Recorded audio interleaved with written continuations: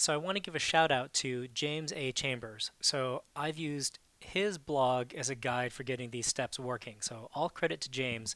And really, you should follow his blog because as the Raspberry Pi 4 gets more mature and there's new firmware updates and all of that, this process will get easier and he'll be the first one that will be able to share the best way to take advantage of those newer techniques. So if you look at this post, Raspberry Pi 4 USB boot config guide for SSD slash flash drives, which is what we are working on right now. He does mention that there are only certain compatible USB 3.0 to SATA adapters. So this StarTech cable and then the Elitung one that I'm using. Um, and then some other ones which may or may not be successful, different form factors, and on and on. Here's the problematic adapters.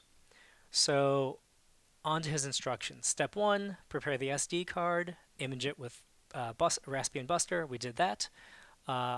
Prepare your SSD, flash it also. He also says make sure you create the empty SSH file. We did that. So we have now started up our Raspberry Pi with only the SD card in the slot. And then once the Pi is finished booting, we did then plug in the SSD drive. So now we're ready for his step 4, running sudo blockid.